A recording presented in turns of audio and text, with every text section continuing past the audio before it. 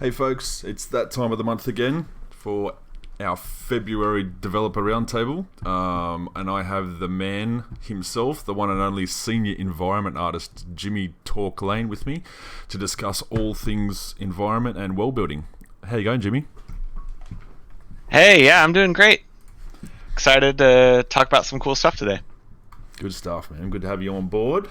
So, as per usual, we're going to go through the list of predefined questions that you guys have put in for us, our VIPs. And to start things off, as per usual, we're not going to say names, but we will go through. So the first question is, it's kind of like a threefold question. When designing a new area of the world, what's the general thought process like? What factors play into the decisions you make around things like the landscape or flora and other objects? And where do you draw inspiration from when you're presented with a new place to create? There's lots to answer there. It's a small little guy. So what's the general thought process like? Well, in any given area, there's kind of some objectives that you're trying to reach, and the primary objective of a game should be the gameplay. Like what is the game? But the other objective is like the story of the place that the game exists. And so whenever we start like a new zone or something like that, we're starting with those two, the lore and the gameplay. And from there, it's a whole bunch of iteration, but that's certainly the beginning. Yeah, nice, man. So just kind of build on top as you kind of go along. Yeah, I mean, there's a massive like pipeline, and it takes a lot of steps. But just to give you the idea is that there's a world building, gray boxing, placement of items that then correlate to the gameplay that would be required, and then there's a huge art pipeline that requires a lot of steps. Yeah. And then the core of it, though, really is that when you're doing that lore and that gameplay at the very beginning, through the gray box iteration phase, what you're really doing is sedimenting in how you want that place to feel. Now, it might not look pretty, it might not be whatever, but it's the gameplay that is required for that area, and that's what when we talk about PA, like that's what you're here to test, is to make sure that the game is balanced and solid. So yeah, that's kind of, I guess that's probably the part that they all care about the most is what. Yeah, absolutely. And so where do you draw inspiration from when you're presented with a new place to create? Well, so history repeats itself in games, oftentimes when they don't look outward enough. We draw a lot of our references from real world examples of like terrain and environments, and like Disney does the same stuff. If you ever seen any of their behind the scenes, they literally like for Frozen, they went on location and went to all these like Nordic places, and you fully submerge yourself into the ideas of that place. And I'll create like this reference board that has 1 million images on it, and organize them in little crazy ways. And yeah, I mean, but that's real world reference. You would also gather, or I would gather, art that current people are making. Like what are the current methods of making something like Rainbow Six Wildlands or Horizon? Like how are they doing it? And then I would also look at games of the same genre. Like at one point I asked the forum for a post on everybody's favorite MMOs, and like what were some of their coolest areas, and through that I was given a lot of really amazing images. So I'll when I'm looking through a new area, I'm referencing other games that have done areas like that as well. So yeah, nice, man. So when you need to do like a desert area, and they send you on the Visionary Realms private jet down to Australia, we can hang out and have a few beers and go and search the environment and find some good locations for you. They did that for Battlefront 2 as well. Like they actually went to these ice caves in Iceland these like really beautiful ice caves, and they photographed it in order to replicate that whole thing. They photo scanned it, and then they took photo reference to make sure that they matched it, and then they used that for like the Hoth environment. But yeah, nice. That's awesome. it's crazy. Yeah, like going on location, getting the real world examples, that's such a big deal. Wow. Okay, so what is the most fun / satisfying part of working on an area or zone for you? Well, I honestly love like making pipelines and like doing the crazy, like weird technical mess of nodes that create something. But at the end of the day, I just love like sculpting. I think the sculpting process in ZBrush is my favorite part of everything. Yeah, nice. Get those creative juices flowing. Yeah, it's just simpler. You can kind of focus on it, and you don't have to worry about technical things. You just got to make this look cool based on the pictures you have in front of you. Yeah, nice. All right, so this is based on a question over your foliage coverage back in October. Question was, what did you mean by use of holistic systems makes it easier to art direct the creation of biome looks, as in like Horizon Zero Dawn, and is much of it done algorithmically these days with auto optimization? And thanks, Mushy, by the way. So when I was talking about holistic systems in that context, I was specifically referring to the fact that you can have a frond or a tree branch that has leaves, and then you could change literally the leaf on the ends of all. You could change all the leaves like immediately. You can change the entire leaf that's being spawned on there. And is it procedurally? Yeah, you can totally go about it a procedural route, and that's not always a bad thing. But for a lot of usually people will have a procedural start, and then they'll hand model it or modify it to fit their needs, and that's the case for those branches that were in there. I had something that started off some way, and then I brought it to where I really wanted it to be. But and that goes with the leaves. Like all those leaves were like, they started off in a semi-procedural way, but then I hand placed every leaf on the frond, and you do it through like a fast way of modifying them. It's not like you're, but yeah, you totally are. So along that same line, are we mainly using pre-existing Unity assets to build environments, or constantly creating from scratch? Yeah, I love that question. No, we're not using Unity Store assets. I guess you could say that there are plugins that we've stolen from. Like you buy a code, you buy code and then you modify it. Not stolen. Borrowed, not stolen, plugins. Borrowed. yeah, within legal, precedent, whatever. But like for Unity assets of like art assets, like that's something different where most things aren't made to the quality standards which we need to operate within. And then even if they are made to those standards, they're not going to be able to be rendered at the speed and the method that we're doing it at. Like textures are packed a certain way. If you think of like a human face, for instance, there's like, I don't know, 4 textures minimum usually that would describe how that face renders and looks in a game. Think about buying a whole set of humans or like all of their armor.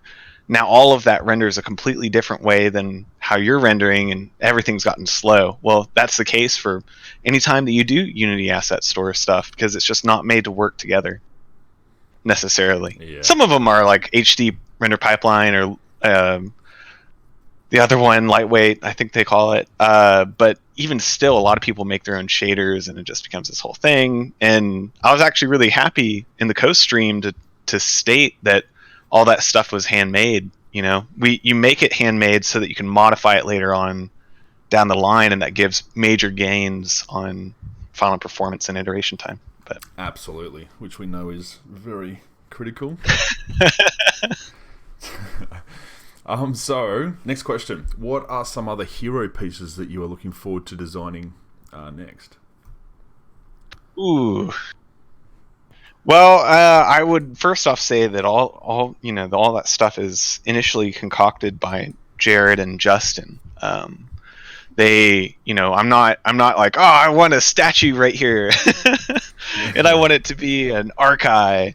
Like that's really being driven from them and what they want to see in a zone. And then we talk about set dressing. But anyways, what asset specifically would I like to work on? I'd really like to sculpt a whole bunch of rocks for this new area. Yeah, nice. I'm really trying to like pull myself back, but that one is going to be fun. I looked at a bunch of new techniques on how people are making their rocks, and it's always fun to try a little bit of something new as you're doing something that you've done before, and it's just like iterating on that skill, that process, And rocks are cool and they look hard. People, they don't give rocks enough credit. Yeah, I actually I got to go to this one thing where the guy who sculpted all the rocks for God of War 4, or is it 3? It's 4, right? The newest one, 4.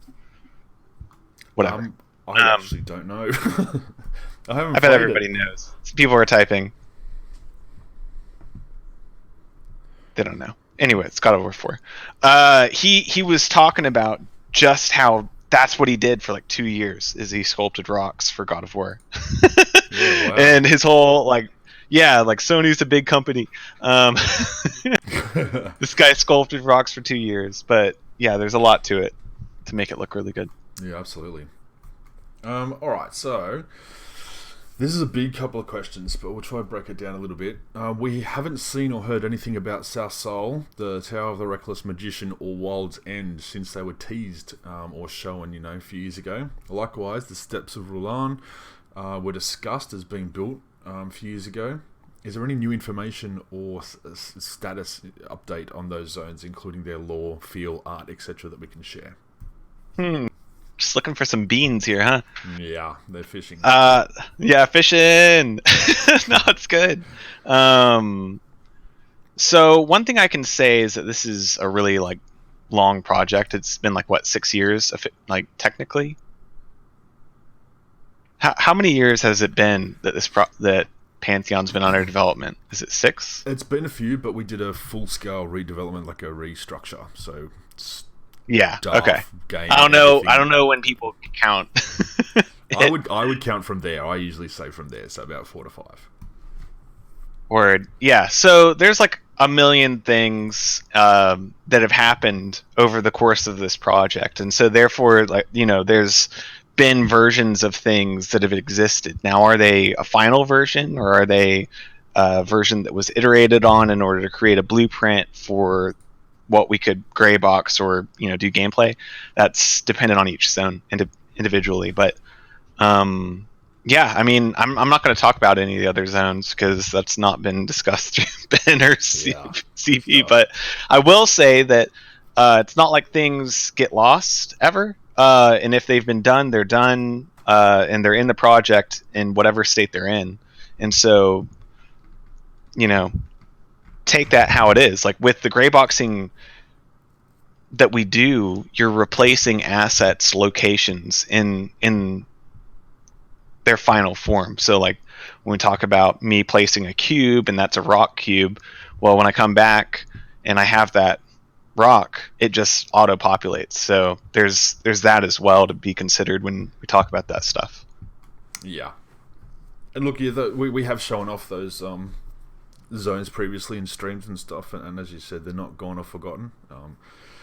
They may go through revamps, they may be changed slightly. I mean, when I first got on the project like nearly 2 years ago, I went through every zone that was there when I got there, and it's a repository. Oh yeah, you could say. Yeah, there's a few from like way back that are just crazy. If you compare what we did back then to what we do now, it's mind-blowingly, the difference is just incredible. But we will show them off as they are ready. We've got some fantastic zones coming up too. And obviously Project Firthar was our big one that we've just released. So on that, big kudos to the recent co-stream from the guys. They really loved that. Oh, and I know the community thanks. overall was just, absolutely. That was fun. I've never done anything like that. That was like a crazy experience for me. Those streams are fun, man. I miss them. Right? I've been in one for a while, but they He was super nice too, just saying. Yeah, Ko's a cool dude. Very cool dude. He genuinely loves the game too, so it's really good to see how he reacts to it. Good sense of how Terminus feels and how different it is. Firthar on the island of infinite storms, really great to see.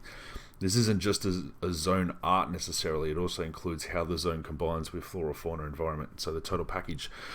He's saying how they got goosebumps from that, seeing how you have, and the team set it all up. So that's really good feedback. I just wanted to read that out. Yeah, that's awesome. All right, so we'll pop down to another question. Okay, so I know it's somewhat difficult, but I'd really like some insight into the timescales involved in building a zone. So this is a massive open-ended question because all zones are different and have different processes, but say generalizing a typical zone or one we've kind of worked on more recently, I think would probably be something we could talk a little bit about. Well, yeah, it kind of also comes down to manpower, really, at the end of the day. There's like 3 phases in a zone, I guess you could think of in a very broad way. There's like the conceptual, what is it? There's the, what does it look like? All those things, the gameplay element, and then the finaling element. So there's kind of like 3 pieces to that puzzle. And different pieces of that are affected more by manpower versus, like lower manpower. So concept can be a little bit of a quicker thing with more people, but gameplay takes, gameplay can iterate, and having more people all the time doesn't always help. If you have to develop a system, if you have to develop a tool that didn't exist before, there's a lot of factors that go into the actual implementation of the idea and the design. And then the final part of that, which is significantly affected by manpower, would be the actual art implementation of all of that stuff. And then you could also say the finalization of the coding processes of the tools which were needed in the gameplay portion. You could like 2-piece that part. Yeah, I get you. But it's really hard to give an answer to that. It totally depends on the scope of the zone, scope of the gameplay, and then the amount of artwork. For us, we have a number internally that we're aiming for, but that's it's hard to say that to y'all. Business, yes.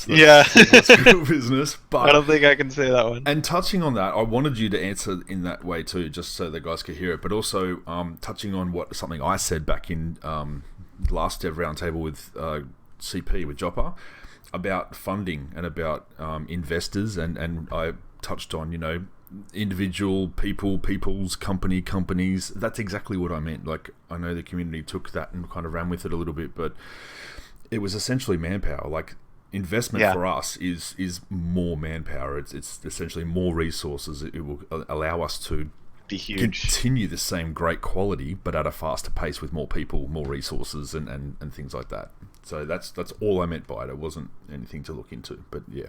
So I was hoping that you would set me up to answer that with your response. So thank you. Yeah, I mean, there's also something to be said for like lower, less cooks in the kitchen, so that you can just get it done. Yeah, and so that's one thing we've profited from significantly, just because of everyone being so capable of working, even when we're not. I'm not talking to you every day. I'm not talking to CP 4 times a day type deal. We're able to operate. And everybody's determined enough to keep going when, heads are down. That's exactly right, man. And it definitely has its benefits. And even working remotely too, like we still, work so well together. And we can be completely opposite sides of the world, where I'm working my butt off while you're sound asleep, and vice versa. Like, it's crazy. It's crazy how we get that to work, but it's great. Yeah, I mean, like, it's so funny how Bruno, Jared, and I, like, will work to get our time schedules to match up perfectly so we can get work done. Yeah. But it just works out, like this is how working from home is, and you schedule your time so that you can be as effective as you can be. Exactly. All right, so next question. We want to go on to the art style seems to be fantastic yet grounded. The armor styles look impressive yet realistic. I'm liking this, a very good mix of compromise. Is there an overall guiding ethos to the art style, and can we expect the style ongoing to be likewise tempered and not bizarre, ostentatious, or over the top as many other games started to become? I wonder which games they're referring to. Yeah. Because bizarre can be interpreted so many different ways. I mean, when like Mists of Pandaria came out, like that was totally different for WoW. Like that was a fully different art scale or art style. But then you could consider like Black Desert Online, which is totally different, or like Terra or any of those others. Yeah, exactly. Yeah, I mean, there's certainly an art style that we're working towards. We've like classified it internally, and we're working to maintain it. But the broader version of its description would just be high fantasy, and I think that there's a lot of stuff that goes into that. You look at Lord of the Rings, like the high fantasy, right? Lord of the Rings kind of defines the genre a little bit. They still have fantastical, bizarre stuff in there, but it feels grounded. And I think that that's what we're aiming for a little bit. A little bit believable in terms of this being real, but still fantastical. And I don't want to go to a place that's just like outside. Yeah, I know. That's it, and it's our version of it too. So we incorporate our lore and our worlds and stuff as well. So it comes down to our imagination and creativity. So I think that's what makes it kind of unique. We're not just copying some other game or art style. We're kind of keeping it real to our own. Yeah, and like Jared's just a monster, man. He's just a beast. Absolutely, agreed. He busts out the coolest concepts. It's ridiculous. Yeah, he's doing some fantastic work. Some of those art. I just got to see some new stuff today. It was great. I haven't seen that yet, so I'm gonna be hitting him up. But some of those slides he's put up and the concept stuff is just mind blowing. Like he's really got a good eye for that kind of stuff. All right, so jumping on to the next one. Talking about mechanics using grey boxing before moving on to detail. How often are we finding though that once artistic detail is added, mechanics and gameplay need to be adjusted due to the change in feel? Yeah, I mean, I think I'm gonna preface with sometimes that can always happen, but what was cool about the Coast stream was we kind of proved that it doesn't always happen. Like I'll give it to you. It sometimes will happen in a zone after you finalize all your assets. Like sure, there might be things that change, but our most recent thing that we showed you, actually, it wasn't changing. We had a very clear pipeline and idea in our minds, and we stuck to it for the Isle of Infinite Storms. Yes. And I'm pretty proud of that shot, the time-lapse shot that we released. That was amazing, man. That looked really good. To show what it started as to where it finished up was incredible. Yeah, for sure. Thanks. It's been fun. Yeah, I don't know. Well, that's following up this next question. It's what zone has been the most challenging to make so far, and what zone would you like to hang out in the most? Well, yeah, like I was remembering that this question was coming up, and I had been thinking about this. I would say Fairtale is the most fun because it's become so multifaceted for me. For Oldwood, like on the stream, I was chilling on the side, camera left or whatever. Like I'm outside the frame, hanging out, and it's very common for me to run the zone in the morning, especially when like Tim and I are iterating, in the Merc, like we were hitting each other up every day. We'd run it before we met each other, and it was just a constant thing. So, Fairtale kind of being in that same realm, yeah, I'd just say Fairthale as a whole. Yeah, sweet. And speaking of Fairthale, has all of Fairthale been grey boxed at this point? What percentage of Project Fairthale is complete? I don't think we can give an actual percentage. Sorry, did you say a question? I didn't hear something. I don't know. I don't think I can speak to that. Sorry, guys. Good answer. So Jimmy, run us through your thought design process on creating a zone, focusing on things like when do you determine what NPCs will inhabit that zone? How and when do you determine what building will be there? The process of the number of PCs or points of interest, etc. Yeah. So NPCs are definitely not my realm, but I do deal with them. You know what I mean? Like I've got to be like, okay, these guys. There's gonna be some guys in here. Oh, got to prepare enough beds. Sorry. That's it. No, so like buildings, NPC population, we're immediately thinking about that, and specifically the gray box phase, especially when we're starting to bring it out. If there's a building that has a certain amount of NPCs, we want to make sure that it's big enough to contain those NPCs or contain that fight, that boss fight, that whatever. It's right at the start.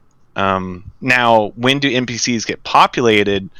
We've actually done a myriad of different methods for this before. We've had, depending on how the population system was going at the time, we actually had planes. Like I like put a texture on a plane, and it represented the placeholder art for that monster, and then we put those everywhere just so we could envision it.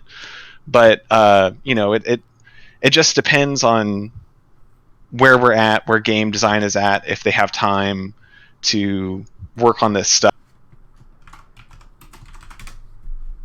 That was actually fun when we did that. That was kind of crazy. Nice, man.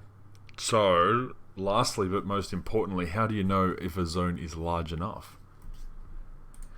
I think we judge that by a multitude of factors too. Like it comes down to, not only the lore and NPCs and environment and that in there, but also, what story we're telling and what the zone is, needs to kind of, the message it needs to kind of portray. Some zones, like, dungeons and stuff can be, bigger or smaller depending on how we set them up. Yeah, I mean, it comes really back down to the gameplay. Like, what in the world is needed right now, and is it needed in this location? Like, do we need a level 40 to 50 dungeon that has this amount of loot? Therefore, like, what's going down? Yeah. We might repurpose something somewhere else. Like, you might say I have a gap in leveling or items or whatever, and then use something from lore and place it into that location potentially. But yeah, I don't know. There's not really a definitive answer. We don't really, Yeah, repurpose the scar. That's what we're gonna do. As monsters. That'll go down well. But yeah, for the zone large enough, it just depends on the zone and the message we're trying to, the story we're trying to tell in that area. I mean, yeah, like, do you want it to support 200 players? Like, do you want it to support 8 groups or something? And do they all need to have a merchant nearby? And like, you've got to really see NPCs in the space, and then not theoretically, but place in placeholder mobs everywhere in order to feel the real space. Because it's so funny. We were actually looking at concept today, and there were, like, in some of the concept designs there weren't player characters in it, so you could know scale. That's so important in knowing how big a zone needs to be. You need to actually see the player characters or the bears or whatever, the gas bats. Yeah. Alright, that allows you. Yeah, sorry, go, man. No, I was just saying that's what it does. Yeah, absolutely. I think having the player characters in there is really important too, just to see the scope against everything else, size of the world. And that takes us on to the next question, which is, For far too long, MMO worlds have felt somewhat fake due to scale. So when designing areas, can we expect the scale of the environment to match the builders or inhabitants? For example, a dungeon made by smaller creatures like goblins having claustrophobic tunnels and generally smaller rooms, or a blind race having pitch black hallways and tunnels with no lighting. Hopefully there's a shrink spell, etc., to get around with stuff like that. But are we kind of taking things like that into account? Oh man, I love this question. Totally, we are totally taking stuff like this into the account. Like a gnome or a ratkin or whatever you want is not going to live in the same house that an ogre would. Thinking about like doors and steps are kind of like building blocks to an area. Like how tall are their steps? How big are their doors? That then defines kind of your space within the buildings. We kind of want the ogre to have a little bit of a harder time in a gnome or a dwarf's location than, vice versa. Absolutely. Make them crouch and go on a crash diet. And that was a cool question as well, because he goes on to like talk about the claustrophobia, I think. Didn't he say something about that? And it getting dark? Yeah, goblins having claustrophobic tunnels and really small rooms, or a blind race having pitch black hallways and tunnels with no lighting. I mean, it's not just, it's a PvE game, That's it, exactly. Take that, little bean.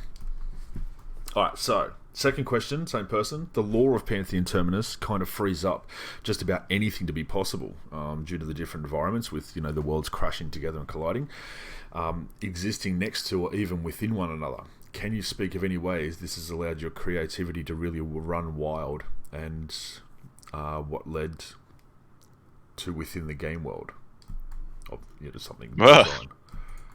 Pretty crazy. I think it's more fishing for beans, but whatever you can talk about.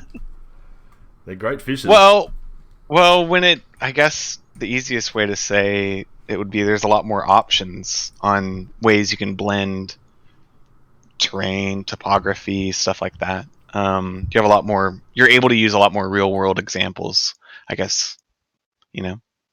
It's kind of a hard question to answer. There's many. Yeah. Sorry. No, it's without being able to go into details and spill beans. If this was a bean stream, we could talk about that for a long time. But unfortunately, that should be a thing. The 2020 bean stream. I won't be able to host it though because I've got the nickname Beankeeper, so I'm not allowed to release any beans. So someone will have to do a guest host and take over and just run wild, and then I'll come back on the next month. We'll have to run that by Jopper and Ben. We'll see. I can't see that. Well, he's here. I'm sure he'll. I'm sure he's just shaking his head, going no. Yep. All right. So I don't know how much we can answer this one too, but how many zones have been created and/or started, and how many are planned? So we did a long time ago say we wanted a certain amount of zones. I don't know how strictly we're keeping to that number, but yeah, we can't really give out examples. I'm not saying anything on this. Yeah, that's good, man. That water's too hot. I'm not gonna jump in that. It is. We want the world to be, to feel lived in, but not too overcrowded. We also, with performance and things like that, so servers and all. I mean, yeah, like you've got to remember that there's big things that we want to do in this game, so it's not gonna be like a small game by any means. So I will say that. Yeah, exactly. And obviously more can get added as time goes on. So even when the game's released, it can still expand and get bigger and bigger. Yep. All right. So there have been many times in the past with games where I find myself falling through the world or stuck in or under the terrain. Can you explain to the community what you're doing to ensure that does not happen? That's funny. Well, what that experience is like a breakdown in the collision of the actual terrain, and it's like two different things that kind of result in that. It'd be the server not picking you up and getting or like maybe your client getting desynced with the server's collision, but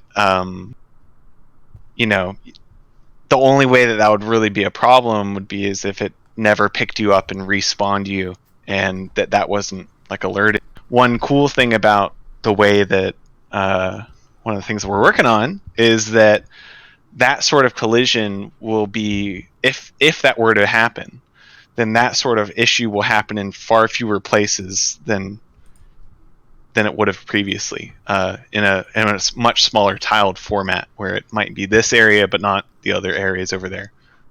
Yeah, so, nice. I remember actually even surprising we.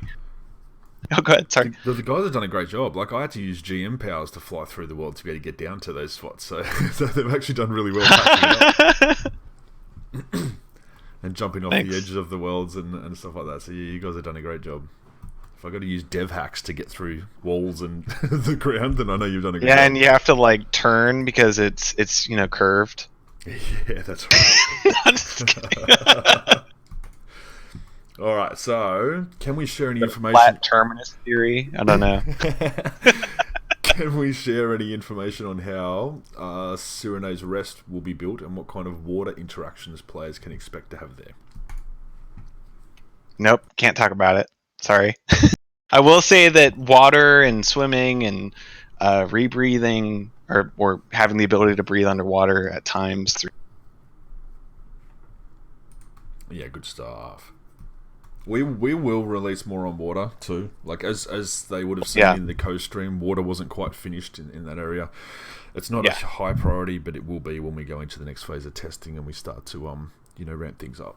So there will be water stuff. We'll probably focus a stream or something on it too when we get to that part. But also in the grand scheme of things, like water matters, but for right this second, for PA5, like what we're talking, like where we're headed, in terms of priorities, water is pretty low. Y'all wouldn't want us to be focusing on that right now. You actually want us to be focusing on systems, level of evenness and just, you want the gameplay to be worked on. So, it's not a bad thing. That's it. Systems, features, functionality, get it all working first before we make all the pretty stuff and the water flowing and activities. Polish it, yep. Let's get everything working all nice. Absolutely. So this question is kind of linked back to naming conventions for the races, which Justin did quite a while ago. So he's asking if it's changed. I don't really think we can answer too much of that.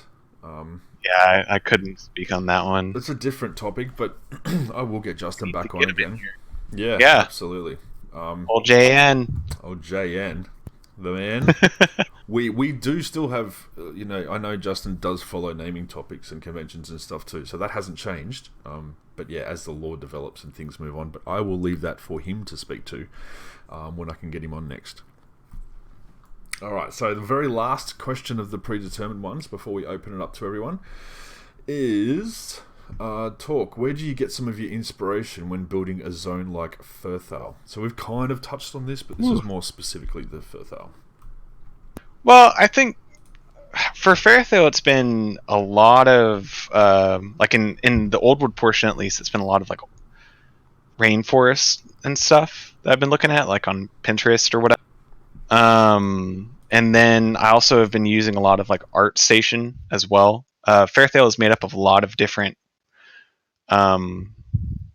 mini biome type scenarios. So there's a lot of different reference for this type of foliage or that type of foliage, as well as like the architecture of Firthal City. Like there's a lot of things that you can pull from. I just pull from everywhere. I'd say that my favorite place to learn new techniques and to see what other people are doing is this website called artstation.com. I'm on it like all the time, looking at the coolest things people are doing, how they're doing it. They'll post like tutorials and stuff, and yeah, you always got to keep up with what everybody else is doing, make sure that the fans don't get mad.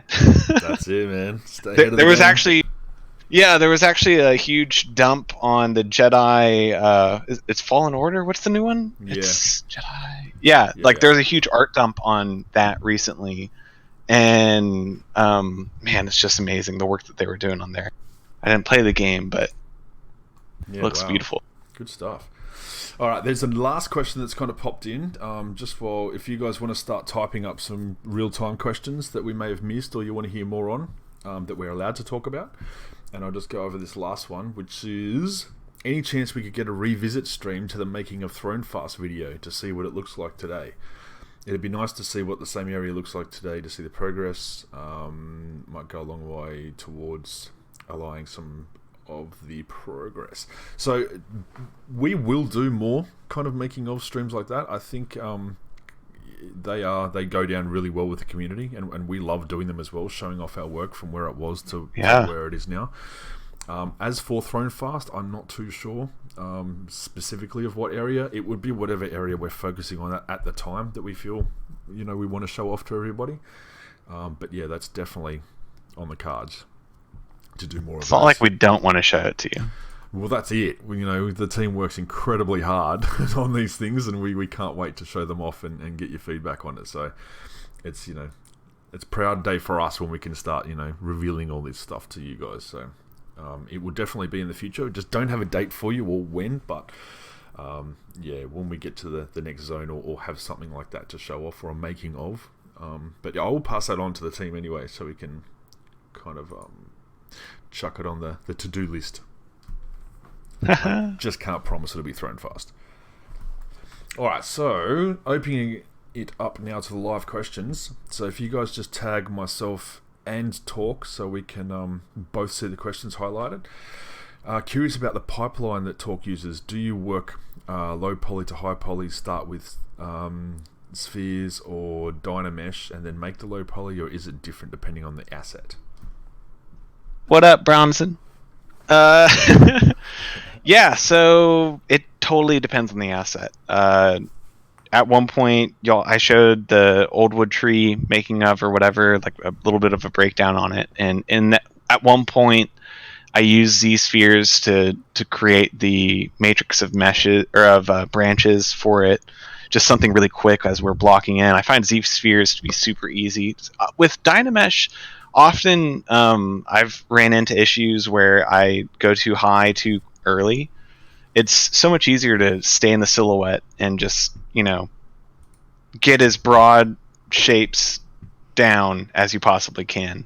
But again, it totally depends on the mesh that you're talking about. Like for the Spriggan, that was definitely like a posing scenario and then sculpting on top of the actual character mesh. And so that was like, that's a completely different pipeline than a rock or sculpting whatever.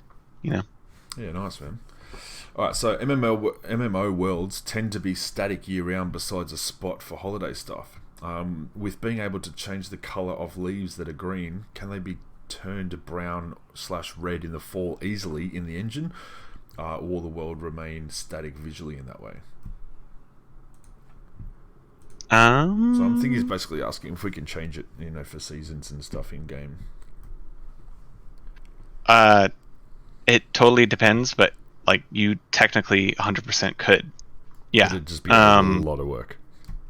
Well, no, not necessarily. Not necessarily, but it depends on what you're wanting to do and how you're wanting to do it for that area. Like technically, you could create a mask that described the location of the leaf on the frond, which would then change color over time. But would that actually look as good as something that had its texture replaced with like a dead looking leaf? And like when you like zone out and zone back in, it's kind of changed a half step in between spring and fall type deal. Like it just depends on how that would be initiated in the engine. Yeah, I think that the best result is certainly to replace the texture, but it's totally doable. Just doesn't matter in comparison to some other things. Yeah, gotcha. The way, and it is worth noting that that way that I made the texture, the fronds or whatever, you totally could change that leaf really, really quick and then just rebake it, and you'd have a new version. That was one of the things that we talked about on the initial creation of that, frond baking tool, was the fact that it's totally iteratable and changeable. Yeah, nice. Okay, another one from 187. During the last stream with Ko, there was a point where he looked over a cliff edge and there was a massive drop-off. Was the area seen below an actual part of the zone that can help someone appreciate the scale of verticality in Firthal? Yeah, totes. I love it. Got him. Got him. It is a massive zone. I'm trying to think of the actual point that he's talking about. Technically, like the waterfall right there at the bridge and stuff. Like it's totally technically right there. Yeah, part cool. of the zone. Good stuff. All right, so we've still got about 10-15 minutes left, guys. If you want any more questions, feel free to hit us up. They're over it. No, they're not over it. We've answered all the good ones for them and can't talk about the other ones, so they're struggling. Progeny? What? Yeah, no. I don't know what he's talking about. Please no. The community knows how I feel about progeny. We've got like how many threads have been closed and moved, and we will talk about that. When we're going to see some beautiful snow zones. There you go. It's so interesting because it's hard for me to like piece together all the lore that's visible and invisible to the public. Yeah, I've read so much of it. Yeah, I know. It's what we've shown publicly and what we've got coming. We do have a zone that has snow in it. The orcs and that we've shown. Yeah, well, I mean, there's the dwarves for sure in A and B, but I don't know how much snow I can talk about, but there is snow in an area near an area that we're working on right this second. Yeah. All right, question. What aren't you telling us? That's the laziest attempt to get beans I've ever seen. Joppa's actually a robot. Shh, don't tell him that. He's an artificial intelligence. He's sent to make you good games from the future. Could we get more concept art items, screenshots, etc. that can be posted on the Pantheon website for wallpapers? So we're looking at... Yeah, we want to, and it is coming. And just a secret shout out for you guys to hound Ronick for that. David, don't tell him I told you, but give him hell. And the team, like my team, the CM team, we're also working on basically like a fan site kit, upgraded kind of fan kit. So I can't give a time for that, but we will have things like that we'll release for the fan sites. We'll have, more artwork and stuff in there too. But yeah, just go and hassle Ronick. One thing to note on that is like we are making like time-lapse cameras and stuff for all the areas that we're working on as we're working on them. So yeah, that's true. Maybe it might not be shown to you, but the time-lapse is happening. There was a lot of stuff that we didn't show for the Isle that we can show you in the future, and I think like some of it they're like, we'll use that later. Yeah, that's it. But when it comes out on the website, it's such a it's a whole thing. Yep.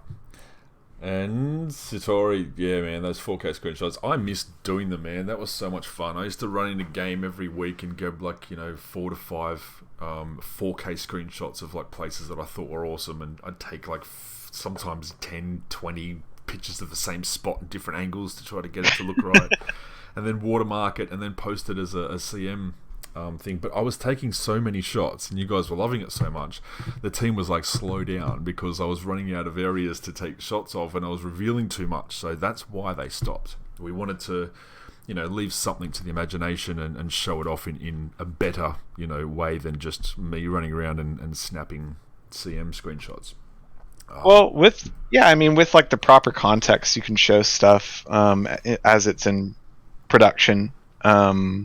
You just have to have that context to lay it in. When we showed the Merc, that was a little bit of a thing that we were, wanting to make sure that y'all are cool with seeing this sort of thing so that we can talk more.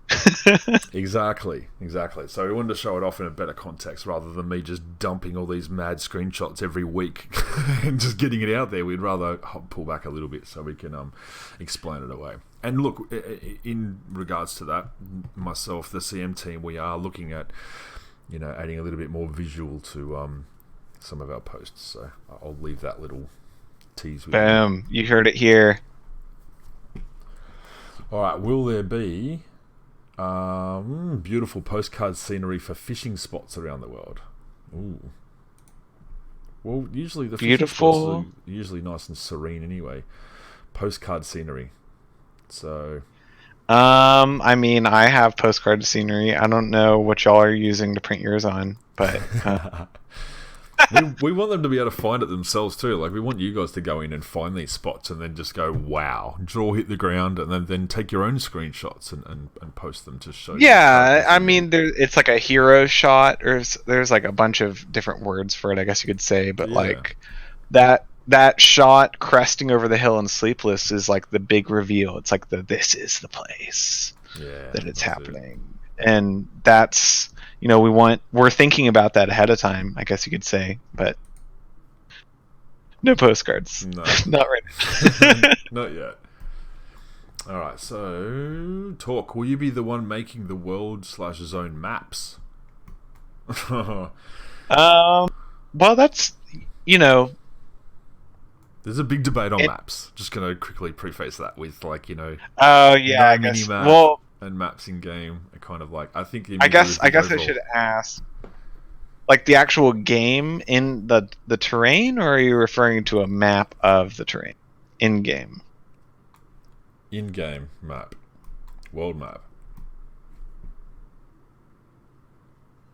So like the geo is what he means, right? You think? I think they mean opening up an actual atlas, like a map. Which is... nah, man, I'm not about that life. That's not me. If we're talking about the actual terrain, the geo, then yeah, we can have a discussion. But absolutely, I'm not putting my feet in that water. Yeah, you don't want to either. All right. Okay, so Sidori's been cheeky. Time to let him get in and take some screenshots of our own. Soon, my friend. Soon. PO5, as soon as we can get that up and ready for you guys, you can go in and... Actually, no, you can't, because you're under NDA, so sorry, that was a tease. How much of the physical art can hide the world? Mobs hiding behind bushes, secret areas behind waterfalls. What's your desire for us as players to push through the art of the world? That's a pretty cool question. Yeah, I mean, it's a... We totally want them to... Sorry, I just saw that picture. Yeah. Yeah, I mean, we really want you to explore and discover and find that thing around the corner that's hidden by, you know, going through a small crack in a rock or whatever. Like, yeah, that's totally... That's it. Wouldn't you want to? Wouldn't you want to be in that type of game? Yeah, and we can tie that into the perception system and so many other things. And, you know, what if you're doing PvP and you're just crouching in a bush and you can't be seen to anybody? Totally. You see someone run past. That... Maybe you're hiding for your life. You're not actually trying to ambush. You just know that there's a guild coming and you don't want to die. So you hide in a bush and conceal yourself. Or maybe you're trying to be sneaky. Who knows? But that's like the new meta to hide in that one tree. Yeah, so now everyone's got to go check that tree as they run past, just in case there's some poor little person hiding.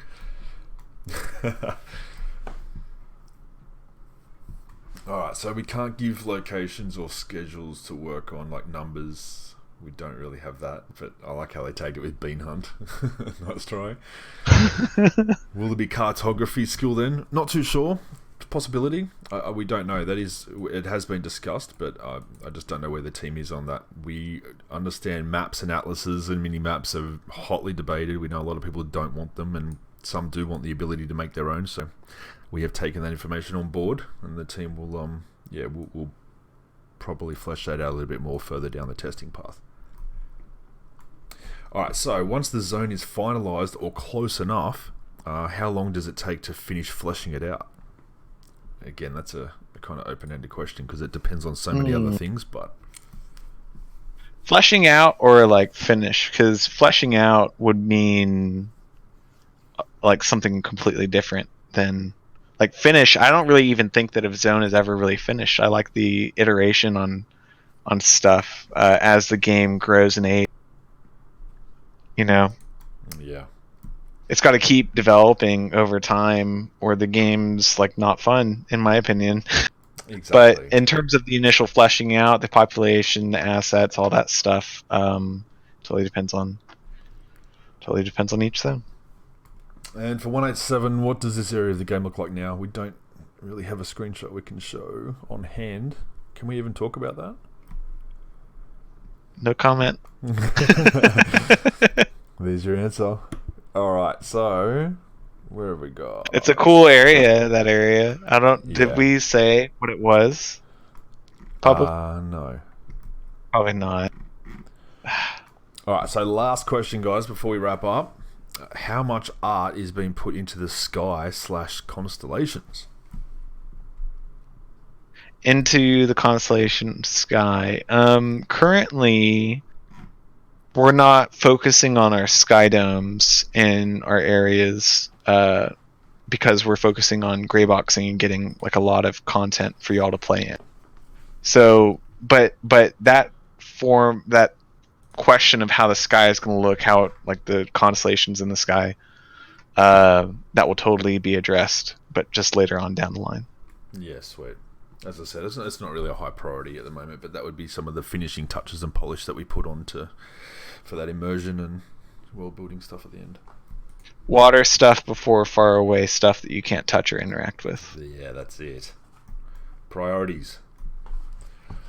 All right, so that will do it, guys. We'll wrap it up. I want to say a massive thank you to all of you for staying up late and coming to listen to us no matter what time of day at night it is, and a huge thank you to Jimmy for sparing his time. He's a very busy man, but appreciate it a lot, man. Thank you. No problem. Happy to be here. And on that note, we'll call it here. And yeah, stay tuned for next week, next month. Sorry, not next week. I don't want to tease you that much. Next month, end of March, where I'll have another dev, a new topic, and I'll post that a week before. But until then, it'll be a secret. So thank you very much, guys. We appreciate it. Massive thank you to Jimmy, and hope you guys have a great weekend. Thanks for coming out. Thank y'all. Bye.